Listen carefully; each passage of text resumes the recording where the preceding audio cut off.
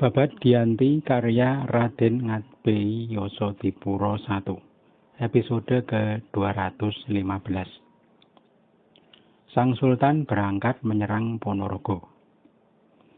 Sultan di Giyantipura telah mengirim surat kepada Sang Raja Surakarta.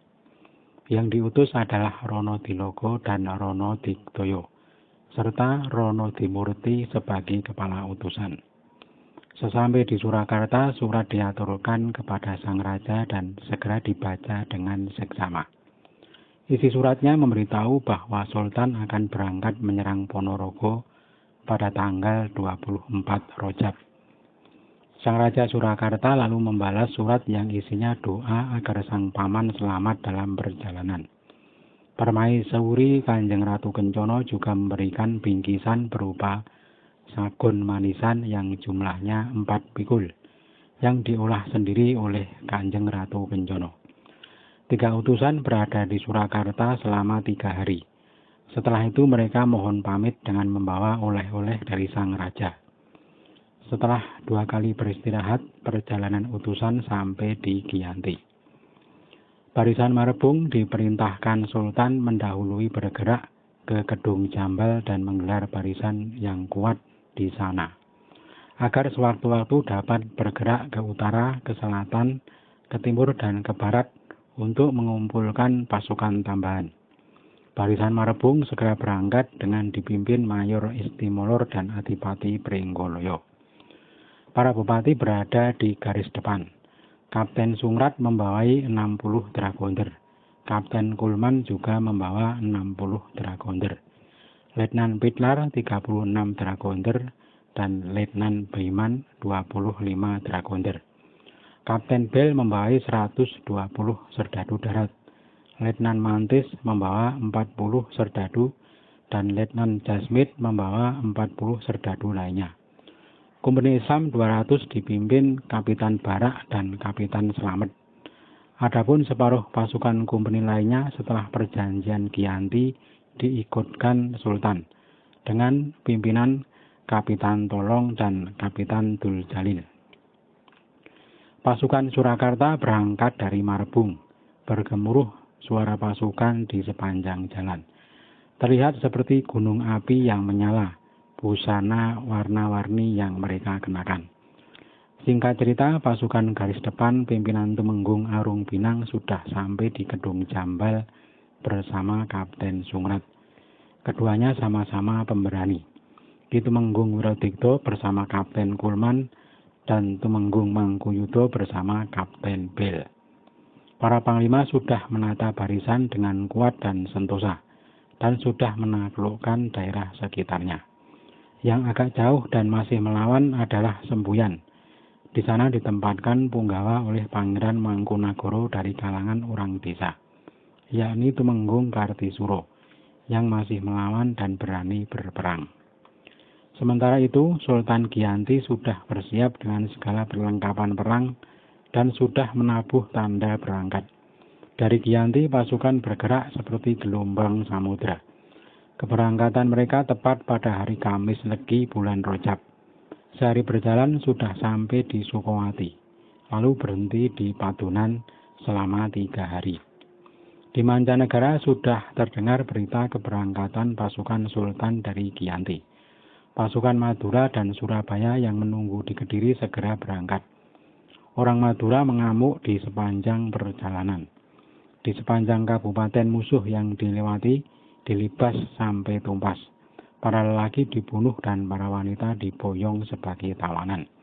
Mancanegara heboh oleh kedatangan orang Madura yang menumpas dan memboyong orang sepanjang jalan. Sampai di Caruban, pasukan Madura mengamuk dan berusaha masuk Madiun. Pangeran Mangkudipuro Madiun tak mampu menahan dan mengungsi ke barisan Pangeran Mangkunagara di Mamenang. Madiun sudah diduduki pasukan Madura. Di Kalangbret, Tumenggung Trunowijaya mogok dan menyerang pasukan Mangkunagaran dari belakang.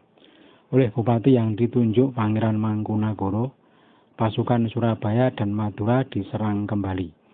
Namun pasukan Mangkunagaran terdesak dan lari mengungsi ke Ponorogo. Pangeran Mangkunagara sangat bersedih. karena musuh telah mengepung dan semakin dekat. Pasukan mancanegara lalu disuruh berbaris di Kali Asin dengan pimpinan Bupati Madiun Mangkutipuro.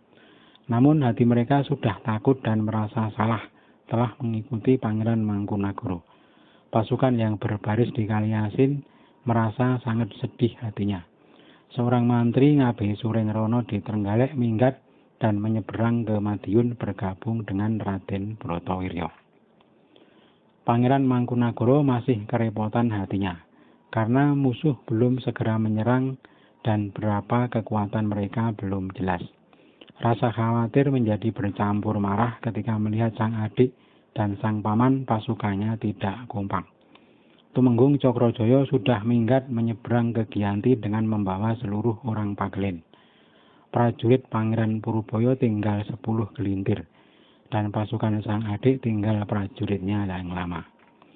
Sementara itu, Pangeran Bintoro yang berada di Rowo setelah Kalangbret takluk oleh orang Surabaya lalu mengungsi ke pesisir selatan. Pembantunya hanya tinggal 5 orang saja. Salah satunya diutus menemui pasukan Surabaya yang berbaris di Kertosono. Pimpinan pasukan Surabaya Kanduruan Kebolangkir dan Ngabehi Sapanjang menerima surat dari utusan Pangeran Bintoro. Surat segera dilaporkan kepada perwakilan Petor Brigton dan diteruskan ke Surabaya. Di tempat lain, Kanjeng Sultan Giyanti berangkat dari markas Padunan. Sehari perjalanan sudah sampai di wilayah Jogorogo. Setelah bermalam, pagi-pagi berangkat meneruskan perjalanan dan masuk ke bumi Madiun.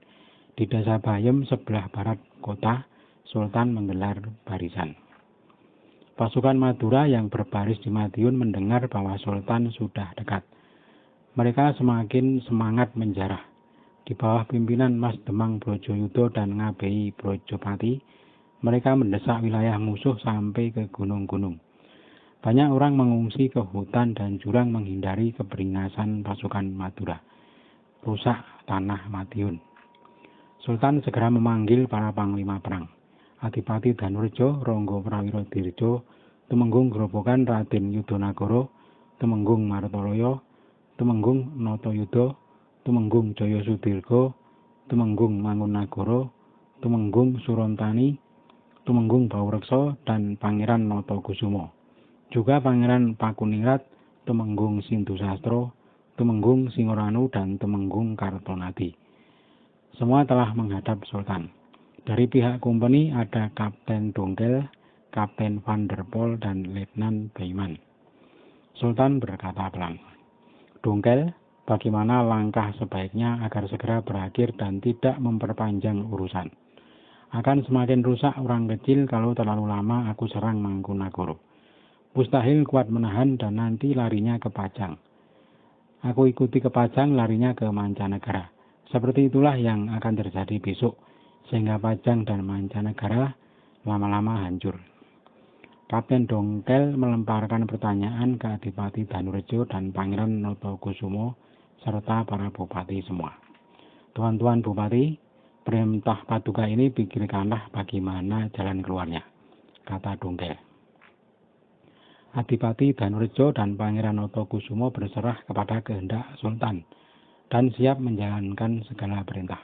Dongkel berkata kepada Sultan, "Para abdi berserah kepada kehendak Paduka." Sultan tersenyum dan berkata, "Kehendakku, kalau di sini ada tempat yang bagus, aku hendak membuat loji yang kuat dengan ditunggui kapten dan pasukan Dragonder 40 dan serdadu darat 60. Adapun yang berjaga adalah para bupati mancanegara yang sudah tunduk. Kalau musuh datang dapat menahan sehingga aku tak khawatir." Kapten Dongkel berkata, "Kehendak Tuan Sultan sangat baik. Tetapi Tuan panggil Istimolor dulu dan Tuan mintalah opsir yang cakap dan dapat diandalkan bertugas di mancanegara." Sultan meminta kepada kompeni 14 Dragonder dengan 1 alperes, 2 kliwon serta 10 mantri, 200 prajurit berkuda dan 15 serdadu kompeni untuk diutus ke Kedung Jambal memanggil Istimolor. Sampai di Kedung Jambal, utusan sudah bertemu Mayor Istimolor dan menyampaikan perintah pemanggilan. Sultan juga meminta satu opsir yang pantas ditempatkan di Payem. Istimolor memanggil Raden Pringgoloyo dan meminta satu bupati untuk mengantarnya ke tempat Sultan. Pringgoloyo menunjuk Tumenggung Wirodikto. Istimolor berangkat bersama Wirodikto dengan membawa 30 dragonder. Untuk opsir yang diminta, Istimolor menunjuk Letnan Pitlar.